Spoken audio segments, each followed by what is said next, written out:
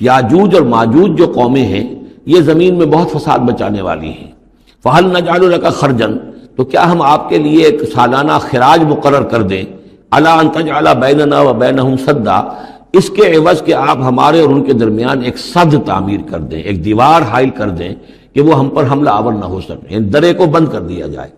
یوں سمجھیے جس اصول پر کہ آج کل ڈیم بنتے ہیں، ڈیم پہاڑی سلسلہ یوں آ رہا ہے، پہاڑی سلسلہ یوں آ رہا ہے، دریا درمیان میں سے گزر رہا ہے، آپ نے اس گزرگاہ پر ایک دیوار کھڑی کر دی تو یہ گویا کہ ایک آرٹیفیشل لیک کریٹ ہو گئی، پانی یہاں جمع ہو رہا ہے.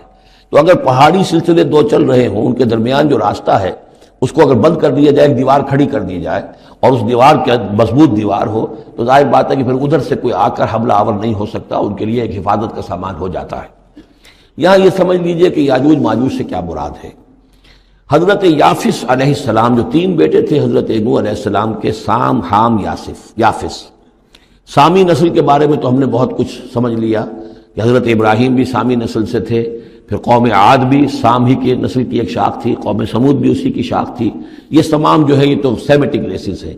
حضرت یافس کی اولاد نے یہ سینٹرل ایشین ماؤنٹینز کا جو سلسلہ ہے اس کو کراس کیا اور شمال میں چلے گئے، اور شمال میں جا کر دائیں بائیں پھیل گئے. پھر یہ میدان ہے، ٹنڈرے کے میدان اور فلانے میدان اور بڑے بڑے کھلے میدان ہیں. تو گویا کہ ایشیا کو درمیان میں جو سلسلہ کوہ تقسیم کر دیتا ہے، ایک شمالی حصہ ہے، ایک اس کے جنوبی حصہ ہے. یہ شمالی میں چلے گئے اور جا کر پھر پھیلے. پھیلنے میں وہ مشرق کی طرف آئے تو چین اور ہند چینی تک یہ ساری قومیں جو ہیں یہ یلو ریسز، یہ انہی کی نسل سے ہیں.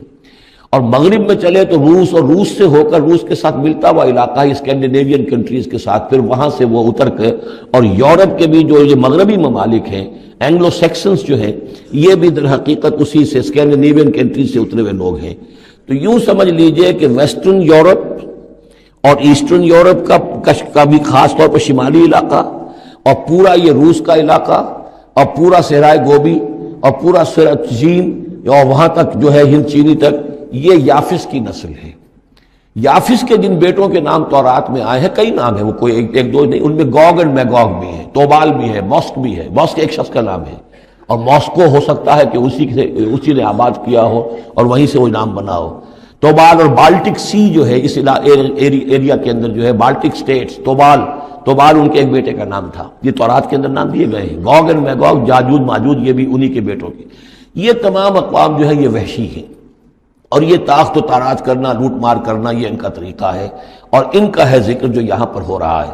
کہ یہ جو سیلاب آیا تھا، کولونیل سیلاب جو ہم پر آیا تھا، جس میں کہ یہ اینگلو سیکسنز تھے، یہ سب کے سب جو ہیں یہ اسی نارڈک ریسز سے ہیں. یہ بھی یاجوج اور ماجوج کی نسل ہیں. ایک سیلاب ان کا آ چکا ہے جو آیا تھا یورپ کے سے نکل کر، یہ کولونیل سیلاب آیا اور پوری دنیا کے اوپر چھا گیا تھا. ایشیا اور افریقہ کو انہوں نے فتح کیا، کولونائز کیا. اب اگرچہ ان کی وہ بساط ایک دفعہ تو لپیٹ دی گئی ہے، وہ واپس چلے گئے ہیں، انڈائریکٹلی ہم پر حکومت کر رہے ہیں. ابھی ان کے جو ملٹی نیشنلز ہیں ان کے ذریعے سے، یا بینکوں کے ذریعے سے، IMF کے ذریعے سے، ورلڈ بینک کے ذریعے سے انڈائریکٹ حکومت ہے جو نیو ورلڈ آرڈر ہے. لیکن یہ ہے کہ ابھی ایک اور جو سیلاب ان کا آنے والا ہے وہ آتا ہے احوال قیامت کے معاملات میں. آرمگڈون کے بعد جب حضرت مسیح علیہ السلام کا نزول ہو چکے گا اور یہودیوں کا خاتمہ ہو چکے گا، اور پھر یہ کہ تمام جو عیسائی ہیں وہ مسلمان ہو جائیں گے، عیسائیت ختم ہو جائے گی حضرت مسیح علیہ السلام کے آنے کے بعد، اور مسلمان اور عیسائی مل کر ایک ملت بن جائیں گے، سب مسلمان ہوں گے. اس کے بعد آخری سیلاب پھر آنا ہے جو اس کے خلاف، وہ احادیث میں آتا ہے، پھر وہ یاجوج اور ماجوج کا ہوگا. اور میرے نزدیک یہ یاجوج اور ماجوج جو ہیں وہ ایسٹرن علاقے سے آئیں گے، چائنا وغیرہ سے، ہند چینی سے. آرمگڈون جو ابھی ہونی ہے فوری طور پر بڑی جنگ، اس میں یہ لوگ جو ہے بیٹھے رہیں گے، یہ جنگ میں حصہ نہیں لیں گے.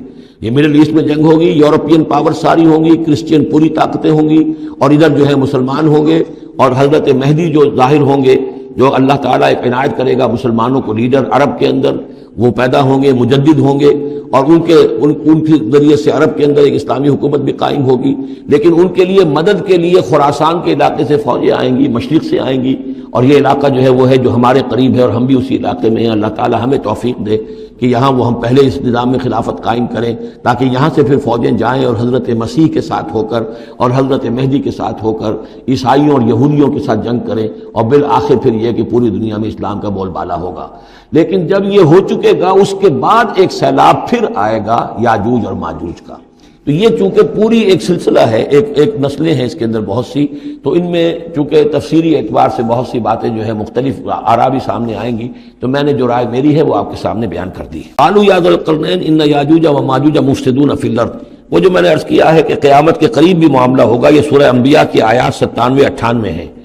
حتی اذا فتحت یاجوج و ماجوج وهم من کل حدب ینسلون واقترب الوعد الحق فاذا هي شاخصۃ ابصار الذین کفروا، تو دو جگہ قرآن مجید میں یاجوج اور ماجوج کا ذکر ہے۔ تو کیا ہم آپ کے لیے ایک سالانہ خراج طے کر دیں تاکہ آپ ہمارے لیے یہاں ایک سد تعمیر کر دیں؟ قال ما مکنی فیہ ربی خیر، اب دیکھیے ان کا کردار، ان کا مجھے جو کچھ میرے رب نے دے رکھا ہے، دولت دے رکھی ہے، مال دے رکھا ہے، وہ بہت بہتر ہے اس سے کہ جو تم مجھے پیش کر رہے ہیں، مجھے خراج کی ضرورت نہیں ہے۔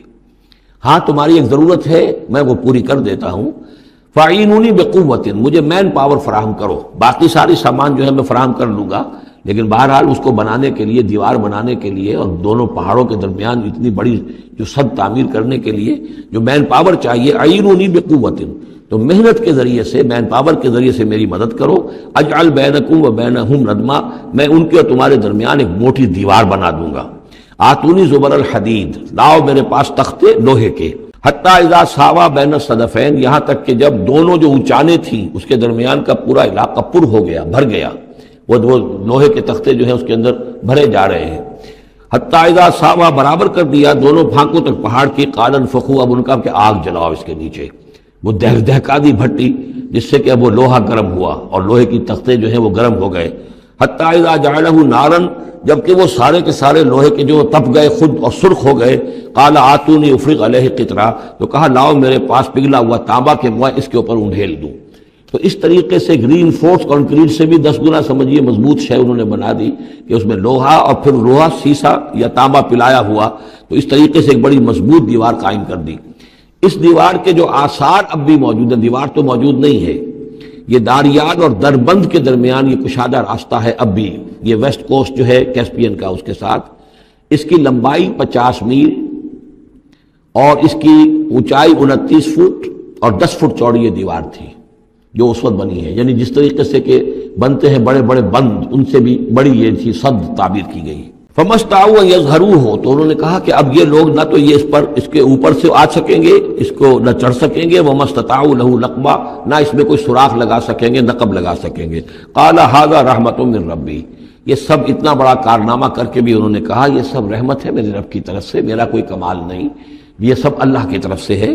فَإِذَا جَاءَ وَعْدُ رَبِّي، اور جب میرے رب کا وعدہ آئے گا، جَعَلَهُ دَكَّاءَ، وہ اس پوری دیوار کو جو ہے ریزہ ریزہ کر دے گا۔ وَكَانَ وَعْدُ رَبِّي حَقًّا، اور میرے رب کا وعدہ جو ہے وہ حق ہے، سچ ہے، پورا ہو کر رہے گا۔ وَتَرَكْنَا بَعْضَهُمْ يَوْمَئِذٍ يَمُوجُ فِي بَعْضٍ، اب جب یہ وقت آئے گا اللہ تعالیٰ کا قیامت کا وقت، تو ہم چھوڑ دیں گے اس روز ان کو، یہ ایک دوسرے میں گتھم گتھا ہو جائیں گے۔